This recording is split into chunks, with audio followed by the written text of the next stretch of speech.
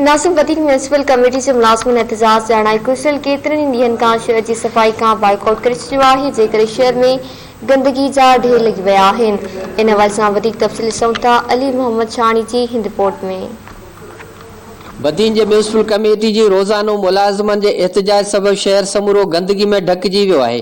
रोडनि ते गटरनि जो गंदगी वारो पाणी छोलियूं हणण लॻो आहे। शहरी दुकानदार, राहवींदड़ मुसाफ़िर, स्कूली शागिर्द तोड़े उस्ताद गंदगी वारे पाणी मां गुज़रण ते मजबूर आहिनि।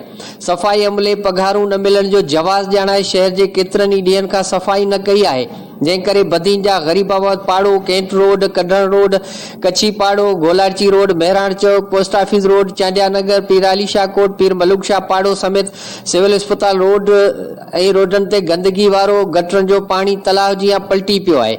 उन सिलसिले में शहरियुनि म्यूनिसिपल कमेटी खे न रुगो पिटूं ऐं पाराता ॾिना, पर सख़्त कावड़ जो इज़हार कंदे धरती टीवी न्यूज़ सां पंहिंजा वीचार कुझु हिन रीति वंडिया आहिनि।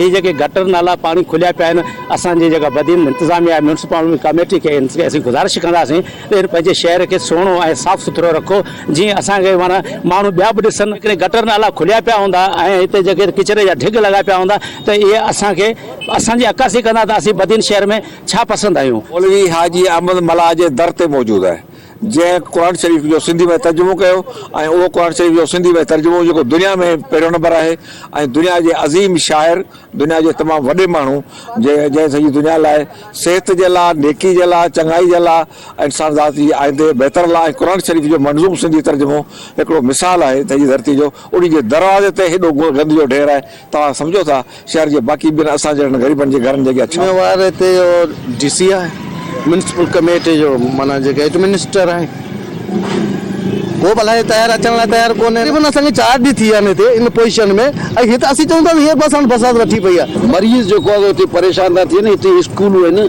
पर अलाए छा अलाए कहिड़ी ॻाल्हि जे करे इन पाड़े खे नज़रअंदाज कयो वियो आहे। मुद्दा में इहो झंझट ख़तमु कयो वञे। को ॿार बचो अस्पतालूं 11 अस्पतालूं आहिनि, को बीमारी सिमारी असांजा ॿार बि स्कूल वञनि था, अचनि था वञनि था।